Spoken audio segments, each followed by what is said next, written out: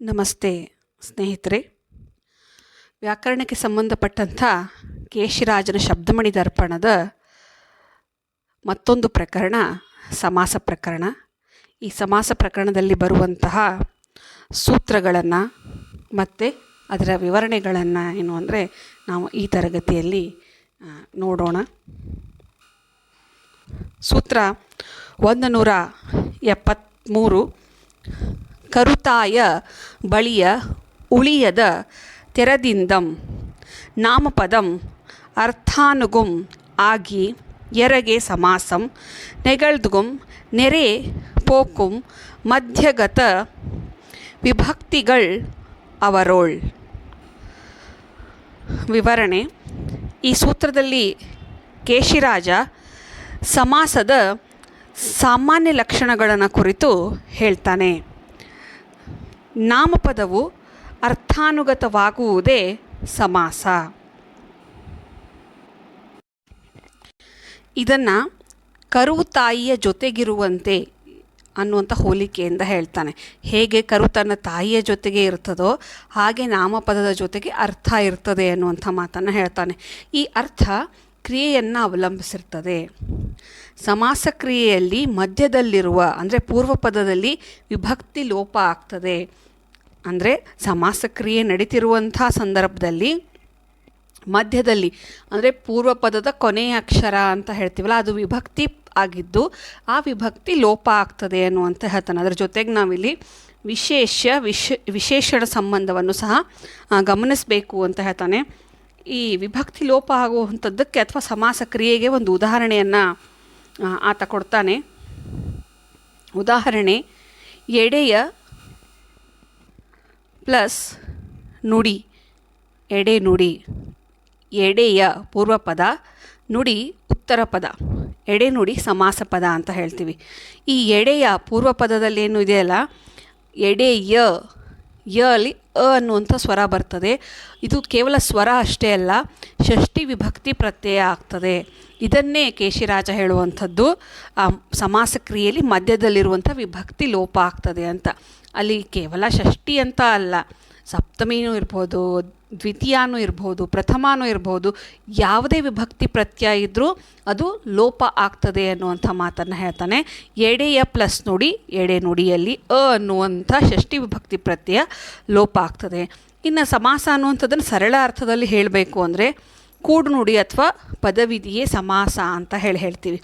ಎರಡು ವರ್ಣಗಳು ಪರಸ್ಪರ ಕೂಡಿದರೆ ಹೇಗೆ ಸಂಧಿ ಆಗ್ತದೋ ಹಾಗೆ ಎರಡು ಪದಗಳು ಪರಸ್ಪರ ಕೂಡಿದರೆ ಸಮಾಸ ಆಗೋದು.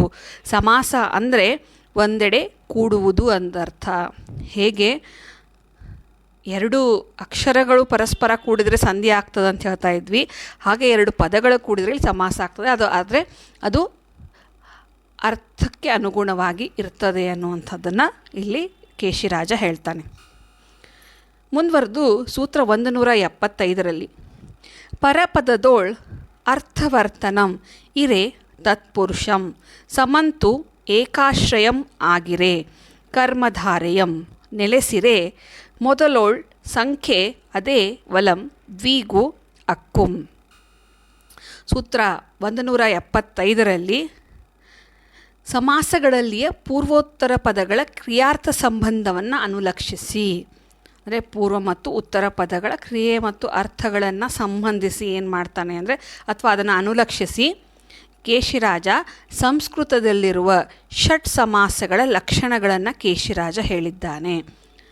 ಸಂಸ್ಕೃತದಲ್ಲಿರುವಂಥ ಷಟ್ ಸಮಾಸಗಳು ಅಂದರೆ 6 ಸಮಾಸಗಳ ಲಕ್ಷಣಗಳನ್ನು ಕುರಿತು ಏನು ಮಾಡ್ತಾನಂದರೆ ಕೇಶಿರಾಜ ಹೇಳ್ತಾನೆ. ಅವು 6 ಯಾವುವು ಅಂದರೆ ತತ್ಪುರುಷ ಸಮಾಸ, ಕರ್ಮಧಾರೆಯ ಸಮಾಸ, ದ್ವಿಗು ಸಮಾಸ, ಬಹುರ್ವಿಹಿ ಸಮಾಸ, ದ್ವಂದ್ವ ಸಮಾಸ, ಅವ್ಯಯೀಭಾವ ಅಥವಾ ಅದನ್ನು ನಾವು ಅಂಶಿ ಸಮಾಸ ಅಂತ ಕರಿತೀವಿ. ಸೂತ್ರ 175ರಲ್ಲಿ ಕೇಶಿರಾಜ ತತ್ಪುರುಷ ಸಮಾಸ, ಕರ್ಮಧಾರೆಯ ಮತ್ತು ದ್ವಿಗು ಸಮಾಸಗಳ ಕುರಿತು ವಿವರಣೆಯನ್ನು ಕೊಡ್ತಾನೆ. ಅದರಲ್ಲಿ ಮೊದಲನೆಯದಾಗಿ ತತ್ಪುರುಷ ಸಮಾಸ. ಸಮಾಸವಾಗುವಾಗ ಅರ್ಥವು ಉತ್ತರ ಪದದಲ್ಲಿದ್ದರೆ ಅದು ತತ್ಪುರುಷ ಸಮಾಸ. ಸಮಾಸ ಮಾಡುವಂಥ ಸಂದರ್ಭದಲ್ಲಿ ಆಗಲೇ ಹೇಳಿದಾಗೆ ಪೂರ್ವ ಪದ ಮತ್ತು ಉತ್ತರ ಪದ ಅಂತ ಹೇಳ್ತೀವಿ. ಉತ್ತರ ಪದದಲ್ಲಿ ಅರ್ಥವು ಇತ್ತು ಅಂದರೆ, ಸಮಾಸ ಆಗುವಾಗ ಅರ್ಥ ಉತ್ತರ ಪದದಲ್ಲಿದ್ದರೆ ಅದು ತತ್ಪುರುಷ ಸಮಾಸ ಅಂತ ಹೇಳಿ ಅನಿಸ್ಕೋತದೆ. ನಂತರ ಪೂರ್ವ ಪದವು ತೃತೀಯ, ಚತುರ್ಥಿ, ಪಂಚಮಿ, ಷಷ್ಠಿ, ಸಪ್ತಮಿ ವಿಭಕ್ತಿ ಹೊಂದಿರುವುದರಿಂದ ಆಯಾ ವಿಭಕ್ತಿಯ ಹೆಸರಲ್ಲಿ ಆ ಸಮಾಸದ ಹೆಸರು ಇರುತ್ತದೆ. ಇಲ್ಲಿ ನಾನು ಆಗಲೇ ಹೇಳಿದ ಹಾಗೆ ಸಮಾಸ ಕ್ರಿಯೆಯಲ್ಲಿ ವಿಭಕ್ತಿ ಲೋಪ ಆಗ್ತದೆ ಅನ್ನುವಂಥದ್ದು ಹೇಳ್ತಿರ್ಬೇಕಾದ್ರೆ ತತ್ಪುರುಷ ಸಮಾಸದಲ್ಲಿಯೂ ಈ ಕ್ರಿಯೆ ನಡೀತದೆ. ಅವುಗಳನ್ನೇ ಅನುಕ್ರಮವಾಗಿ ತೃತೀಯ, ಚತುರ್ಥಿ, ಪಂಚಮಿ, ಷಷ್ಠಿ, ಸಪ್ತಮಿ ವಿಭಕ್ತಿಗಳು ಲೋಪ ಆಗಿ ಅವು ಆ ಹೆಸರುಗಳನ್ನೇ ಪಡಿತಾವೆ ಅನ್ನುವಂಥದ್ದನ್ನು ಹೇಳ್ತಾರೆ. ಆದರೆ ತತ್ಪುರುಷ ಸಮಾಸದಲ್ಲಿ ಕೇಶಿರಾಜ ಉದಾಹರಣೆಗಳನ್ನು ಬಳಸ್ತಿರ್ಬೇಕಾದ್ರೆ ಹೆಚ್ಚೆಚ್ಚಾಗಿ ಷಷ್ಠಿ ತತ್ಪುರುಷದ ಸಮಾಸಕ್ಕೆ ಉದಾಹರಣೆಗಳನ್ನು ಕೊಡುವಂಥ ಕೆಲಸವನ್ನು ಮಾಡ್ತಾನೆ. ಅಂದರೆ ಷಷ್ಠಿ ತತ್ಪುರುಷ ಸಮಾಸ ಅಂದರೆ ಷಷ್ಠಿ ಅಂದರೆ ಅನ್ನುವಂಥದ್ದು, ಆ ಅವಿಭಕ್ತಿ ಲೋಪ ಆಗುವಂಥದ್ದನ್ನೇ ಹೆಚ್ಚಾತ ಏನು ಮಾಡ್ತಾನೆ ಅಂದರೆ ಹೇಳುವಂಥದ್ದು. ಉದಾಹರಣೆ ನೋಡೋಣ. ಮಲ್ಲಿಗೆಯ ಪ್ಲಸ್ ನನೆ, ಮಲ್ಲಿಗೆ ನನೆ. ಮಲ್ಲಿಗೆಯ ಅಂದರೆ ಅಲ್ಲಿ ಅಂತ ಹೇಳ್ತೀವಿ. ಅಂದರೆ ಷಷ್ಠಿ ವಿಭಕ್ತಿ ಪ್ರತ್ಯಯ ಅಂತ ಹೇಳ್ತೀವಿ, ಅದು ಅಲ್ಲಿ ಲೋಪ ಆಗುವಂಥದ್ದು. ನಂತರ ಮಾಣಿಕದ ಕೆಂಪು, ಮಾಣಿಕದ, ಅಲ್ಲೂ ಮತ್ತೆ ಅನ್ನುವಂಥ ಷಷ್ಠಿ ವಿಭಕ್ತಿ ಬರ್ತದೆ. ಹೀಗಾಗಿ ಮಾಣಿಕ ಕೆಂಪು ಅಂತ ಹೇಳಿ ಆಗ್ತದೆ. ಇನ್ನು ಆಗಲೇ ಹೇಳಿದ ಹಾಗೆ ಹೇಗೆ ತೃತೀಯ ವಿಭಕ್ತಿ ಪ್ರತ್ಯಯ, ಚತುರ್ಥಿ, ಸಪ್ತಮಿ ಆ ಥರ ಲೋಪ ಆಗ್ತದೆ ಅನ್ನುವಂಥದ್ದು. ಉದಾಹರಣೆ ನೋಡಬೇಕು ಅಂದರೆ ತೃತೀಯ ತತ್ಪುರುಷ ಜ್ಞಾನದಿಂದ ಪ್ಲಸ್ ವೃದ್ಧ, ಜ್ಞಾನ ವೃದ್ಧ. ಇಲ್ಲಿ ಜ್ಞಾನದಿಂದ ಇಂದ ತೃತೀಯ ವಿಭಕ್ತಿ ಪ್ರತ್ಯಯ ಇಂದ ಆಗ್ತದೆ. ಆ ಇಂದ ಅನ್ನುವಂಥದ್ದು ಲೋಪ ಆಗಿ ಜ್ಞಾನ ವೃದ್ಧ ಮಾತ್ರ ಆಗ್ತದೆ. ಹಾಗೆ ಚೋರರಿಂದ ಭಯ, ಚೋರ ಭಯ, ಅಲ್ಲಿ ಇಂದ ಅನ್ನುವಂಥದ್ದು ಲೋಪ ಆಗ್ತದೆ. ಇನ್ನು ಚತುರ್ಥಿ ತತ್ಪುರುಷದಲ್ಲಿ ಕೃಷ್ಣನಿಗೆ ಅರ್ಪಣ, ಕೃಷ್ಣಾರ್ಪಣ, ಅಲ್ಲಿ ಗೆ ಚತುರ್ಥಿಗೆ ಗೆ ಅನ್ನುವಂಥ ಪ್ರತ್ಯಯ ಬರ್ತಾ ಅದು ಲೋಪ ಆಗ್ತದೆ. ಸೂರ್ಯನಿಗೆ ಪ್ಲಸ್ ಗ್ರಹಣ, ಸೂರ್ಯಗ್ರಹಣ, ಅಲ್ಲೂ ಸಹ ಗೆ ಅನ್ನುವಂಥದ್ದು ಹೋಗ್ತದೆ. ಪಂಚಮಿ ತತ್ಪುರುಷ ರೋಗದ ದೆಸೆಯಿಂದ ಪ್ಲಸ್ ಮುಕ್ತಿ. ಪಂಚಮಿ ವಿಭಕ್ತಿ ಪ್ರತ್ಯಯ ಯಾವುದು ಅಂದರೆ ದೆಸೆಯಿಂದ ಅಂತ ಹೇಳ್ತೀವಿ. ಹೀಗಾಗಿ ಆ ದೆಸೆಯಿಂದ ಲೋಪ ಆಗ್ತದೆ, ರೋಗ ಮುಕ್ತಿ ಆಗ್ತದೆ. ದೇಶದ ದೆಸೆಯಿಂದ ಪ್ಲಸ್ ಅಂತರ, ಅಲ್ಲಿ ದೆಸೆಯಿಂದ ಲೋಪ ಆಗಿ ದೇಶಾಂತರ ಅನ್ನುವಂಥ ಒಂದು ತತ್ಪುರುಷ ಸಮಾಸ, ಪಂಚಮಿ ತತ್ಪುರುಷ ಸಮಾಸ ಆಗ್ತದೆ. ಇನ್ನು ಷಷ್ಠಿ ತತ್ಪುರುಷದಲ್ಲಿ ಉದಾಹರಣೆನ ಗುರುವಿನ ಪ್ಲಸ್ ಮನೆ. ಆಗಲೇ ಹೇಳಿದ ಹಾಗೆ ಏನು ಅಂದರೆ ಷಷ್ಠಿನೇ ಹೆಚ್ಚು ಬಳಸ್ತಾನೆ ಅವನು. ಗುರುವಿನ ಅನ್ನುವಂಥ ಷಷ್ಠಿ ವಿಭಕ್ತಿ ಪ್ರತ್ಯಯ ಲೋಪ ಆಯಿತು, ಹೀಗಾಗಿ ಗುರು ಮನೆ ಆಗ್ತದೆ. ಪದದ ಪ್ಲಸ್ ಅರ್ಥ, ಪದಾರ್ಥ, ಪದದ, ಅಲ್ಲಿ ಪದದ ಅನ್ನುವಂಥ ಅನ್ನುವಂಥ ಷಷ್ಠಿ ವಿಭಕ್ತಿ ಹೋಗ್ತದೆ. ಇನ್ನು ಸಪ್ತಮಿ ತತ್ಪುರುಷ ಬಂದಾಗ ಗ್ರಾಮದಲ್ಲಿ, ಅಲ್ಲಿ ಸಪ್ತಮಿ ಅಲ್ಲಿ ಅಂತ ಬರ್ತದೆ. ಗ್ರಾಮದಲ್ಲಿ ಪ್ಲಸ್ ವಾಸ, ಗ್ರಾಮವಾಸ. ತಲೆಯಲ್ಲಿ ಪ್ಲಸ್ ನೋವು, ತಲೆಯಲ್ಲಿ. ಆ ಥರ ತಲೆಯಲ್ಲಿ ಅನ್ನುವಂಥದ್ದು ಅಲ್ಲಿ ಅನ್ನುವಂಥದ್ದು ಲೋಪಾಗಿ ತಲೆಯಲ್ಲಿ ನೋವು ಇರುವಂಥದ್ದು ತಲೆನೋವು ಆಗಿ ಅಲ್ಲಿ ಬದಲಾಗ್ತದೆ, ಸಮಾಸ ಪದವಾಗಿ ಪರಿವರ್ತನೆಯನ್ನು ಹೊಂದದೆ. ಇದಿಷ್ಟು ತತ್ಪುರುಷ ಸಮಾಸದ ಬಗ್ಗೆ ಇರುವಂಥದ್ದು. ತದನಂತರ ಕೇಶಿರಾಜ ಹೇಳುವಂಥ ಮತ್ತೊಂದು ಸಮಾಸ ಯಾವುದು ಅಂತಂದರೆ ಕರ್ಮಧಾರೆಯ ಸಮಾಸ. ಸಮಾಸ ಕ್ರಿಯೆಯಲ್ಲಿ ಪೂರ್ವೋತ್ತರ ಪದಗಳು ಒಂದೇ ವಿಭಕ್ತಿಯಲ್ಲಿ ಇರುವುದುಂಟು. ಸಮಾಸ ಕ್ರಿಯೆ ಸಂದರ್ಭದಲ್ಲಿ ಏನು ಅಂತಂದರೆ ಪೂರ್ವ ಪದದ ಕೊನೆಯ ಅಕ್ಷರ ಮತ್ತು ಉತ್ತರ ಪದದ ಮೊದಲ ಅಕ್ಷರ ಏನು ಅಂದರೆ ಒಂದೇ ವಿಭಕ್ತಿಯನ್ನು ಹೊಂದಿರ್ತವೆ ಅನ್ನುವಂಥದ್ದನ್ನು ಹೇಳ್ತಾನೆ. ಅದನ್ನೇ ಕೇಶಿರಾಜ ಏಕಾಶ್ರಯ ಅಂತ ಹೇಳಿ ಆತ ಕರೀತಾನೆ. ಮತ್ತೊಂದು ಅಂಶ ಏನು ಅಂದರೆ ಪೂರ್ವೋತ್ತರ ಪದಗಳು ವಿಶೇಷ ಸಂಬಂಧದಿಂದ ಕೂಡಿಕೊಂಡಿದ್ದು ಸಮಾಸ ಪದವು ಬೆಸುಗೆಯ ರೂಪದಲ್ಲಿ ಇರ್ತದೆ. ಅದನ್ನೂ ಸಹ ನಾವೇನು ಅಂದರೆ ಕರ್ಮಧಾರೆಯ ಸಮಾಸ ಅಂತ ಕರಿತೀವಿ ಅಂತ. ಇಲ್ಲಿ ಉದಾಹರಣೆ ನೋಡಬೇಕು. ಮೊದಲೇದಾಗಿ ಪೂರ್ವೋತ್ತರ ಪದಗಳು ಒಂದೇ ವಿಭಕ್ತಿಯನ್ನು ಹೊಂದಿರ್ತವೆ ಅನ್ನೋದಕ್ಕೆ ಉದಾಹರಣೆ ಇಂಪಾದ ಪ್ಲಸ್ ಸರ, ಇಂಚರ, ಇಂಪಾದ, ಅಲ್ಲಿ ಅನ್ನುವಂಥ ಷಷ್ಠಿ ವಿಭಕ್ತಿ ಬರ್ತದೆ. ಹಾಗೆ ಸರ, ಸ, ಅಲ್ಲೂ ಅನ್ನುವಂಥದ್ದು ಬರ್ತದೆ. ಎರಡು ಷಷ್ಠಿ ವಿಭಕ್ತಿ ಪ್ರತ್ಯಯಗಳೇ ಬರ್ತವೆ. ಕೆಂಪಾದ ಪ್ಲಸ್ ಕದಿರು, ಕೆಂಪಾದ, ಅಲ್ಲಿ ಅನ್ನುವಂಥ ಷಷ್ಠಿ ವಿಭಕ್ತಿ ಬರ್ತದೆ. ಹಾಗೆ ಉತ್ತರ ಪದದ ಮೊದಲ ಅಕ್ಷರದಲ್ಲೂ ಅಲ್ಲೂ ಸಹ ಅನ್ನುವಂಥ ಷಷ್ಠಿ ವಿಭಕ್ತಿ ಪ್ರತ್ಯಯನ ಬರ್ತದೆ. ಕೆಂಗದಿರು, ಇಲ್ಲಿ ಕದಿರು ಅಂತಂದರೆ ಕಿರಣ ಅಂತ ಹೇಳಿ, ಕೆಂಪಾದಂದರೆ ಕೆಂಪಾದಂಥ ಸೂರ್ಯನ ಕಿರಣ ಅನ್ನುವಂಥ ಅರ್ಥವನ್ನು ಕೊಡುವಂಥದ್ದು ಕೆಂಗದಿರು ಅಂತ. ಇನ್ನು ವಿಶೇಷಣ ವಿಶೇಷಕ್ಕೆ ಸಂಬಂಧಪಟ್ಟ ಹಾಗೇನು ಅಂತಂದ್ರೆ ಪೂರ್ವೋತ್ತರ ಪದಗಳು ಒಂದಕ್ಕೊಂದು ಸಂಬಂಧ ಕೂಡ್ಕೊಂಡಿದ್ದು ಕೊನೆಗೇನು ಅಂತಂದರೆ ಎರಡೂ ಒಂದು ರೀತಿ ಬೆಸಿಗೆ ರೂಪದಲ್ಲೇ ಇರ್ತಾವೆ ಅನ್ನೋದಕ್ಕೆ. ತಂಪಾದ ಪ್ಲಸ್ ಗಾಳಿ, ತಂಗಾಳಿ, ಇಲ್ಲಿ ಎರಡೂ ಶಬ್ದಗಳು ಕೂಡ್ಕೊಂಡು ಬಿಡ್ತಾವೆ ಅನ್ನುವಂಥ ಮಾತನ್ನು ಹೇಳ್ತಾರೆ.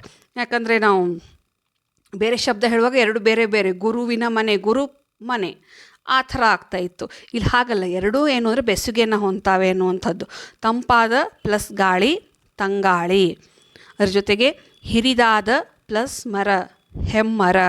ಆ ಥರ ಏನು ಅಂದರೆ ಎರಡೂ ಬೆಸುಗೆಯನ್ನು ಹೊಂದ್ಕೊಳ್ಳುವಂಥ ಸಮಾಸ ಪದಗಳಾಗ್ತವೆ. ಇದನ್ನು ಕರ್ಮಧಾರಯ ಸಮಾಸ ಅಂತ ಹೇಳಿ ಕೇಶಿರಾಜ ಹೇಳುವಂಥದ್ದು. ಇನ್ನು ನಂತರ ಬರುವಂಥದ್ದು ದ್ವಿಗು ಸಮಾಸ. ಇದನ್ನು ನೆನಪಿನಲ್ಲಿ ಇಟ್ಕೊಳ್ಳೋದು ಬಹಳಷ್ಟು ಸುಲಭ ಅಂತ ಹೇಳ್ಬೋದು. ಯಾಕಂದರೆ ಪೂರ್ವ ಪದವು ಸಂಖ್ಯಾವಾಚಿಯಾಗಿದ್ದರೆ ಅದು ದ್ವಿಗು ಸಮಾಸ. ಅಂದರೆ ಇಲ್ಲಿ ಸಂಖ್ಯೆಗಳು ಬರ್ತಾವೆ, ಆ ಸಂಖ್ಯೆಗಳನ್ನು ನೆನಪಿನಲ್ಲಿ ಇಟ್ಕೊಂಡ್ರೆ ಸಾಕು, ಅದು ದ್ವಿಗು ಸಮಾಸ ಅನ್ನುವಂಥದ್ದನ್ನು ನಾವಿಲ್ಲಿ ಸುಲಭವಾಗಿ ಏನು ಅಂದರೆ ಅರ್ಥ ಮಾಡ್ಕೋಬಹುದು ಅಂತ. ಆದರೆ ಕೇಶಿರಾಜನು ಕೆಲವೊಂದು ಸತಿ ಸಮಾಸದಲ್ಲಿ ಕೇವಲ ಪೂರ್ವ ಪದ ಅಷ್ಟೇ ಸಂಖ್ಯಾವಾಚಿಯಾಗಿರದೆ ಪೂರ್ವೋತ್ತರ ಪದಗಳೆರಡೂ ಸಂಖ್ಯೆ ಆಗಿರಬಹುದು ಅಂತ ಹೇಳ್ತಾನೆ. ಮೊದಲೇನು ಹೇಳ್ದ, ಪೂರ್ವ ಪದವು ಸಂಖ್ಯಾವಾಚಿಯಾಗಿದ್ದರೆ ಅದನ್ನು ನಾವು ದ್ವಿಗು ಸಮಾಸ ಅಂತ ಕರಿತೀವಿ ಅಂತ. ಮತ್ತು ಮುಂದುವರೆದು ಹೇಳ್ತಾನೆ, ಕೆಲವೊಂದು ಸತಿ ಪೂರ್ವ ಪದದಲ್ಲಿ ಅಷ್ಟೇ ಅಲ್ಲ, ಪೂರ್ವ ಪದ ಮತ್ತು ಉತ್ತರ ಪದ ಎರಡರಲ್ಲೂ ಏನು ಅಂತಂದ್ರೆ ಸಂಖ್ಯೆಗಳು ಇರ್ಬೋದು ಅನ್ನುವಂಥದ್ದನ್ನು, ಸಂಖ್ಯೆ ಮೀನ್ಸ್ ನಂಬರ್ಸ್, ಸಂಖ್ಯೆಗಳು ಇರ್ಬೋದು ಅನ್ನುವಂಥ ಮಾತನ್ನು ಹೇಳ್ತಾನೆ. ಮೊದಲು ಪೂರ್ವ ಪದದಲ್ಲಿರುವಂಥ ಸಂಖ್ಯೆ ಇದ್ದರೆ ಅದು ಹೇಗೆ ದ್ವಿಗು ಸಮಾಸ ಆಗ್ತದೆ ಅನ್ನುವಂಥದ್ದನ್ನು ಉದಾಹರಣೆ ನೋಡೋಣ. ಇರ್ ಪ್ಲಸ್ ಪೆಂಡ್ರ್, ಇರ್ ಪೆಂಡ್ರ್ ಆಗಬೇಕದು.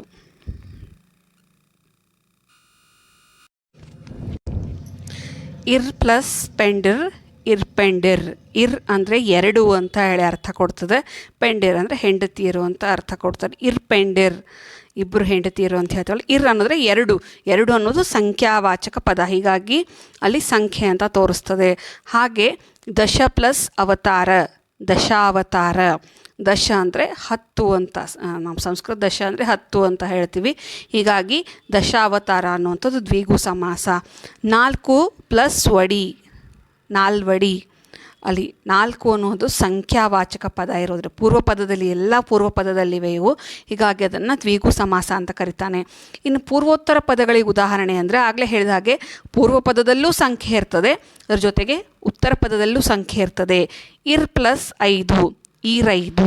ಇರ್ ಅಂದರೆ ಆಗಲೇ ಹೇಳಿದ ಹಾಗೆ ಎರಡು ಅಂತ ಅರ್ಥ, 5 ಅನ್ನೋದು ಸಹ ಸಂಖ್ಯೆ ಇರೋದರಿಂದ ಎರಡು, ಪೂರ್ವ ಪದ ಮತ್ತು ಉತ್ತರ ಪದ ಎರಡರಲ್ಲೂ ಏನು ಅಂತಂದರೆ ಇಲ್ಲಿ ಸಂಖ್ಯೆಗಳು ಬರೋದ್ರಿಂದ ಇದನ್ನು ಸಹ ನಾವು ದ್ವಿಗು ಸಮಾಸ ಅಂತ ಹೇಳಿ ಕರಿತೀವಿ.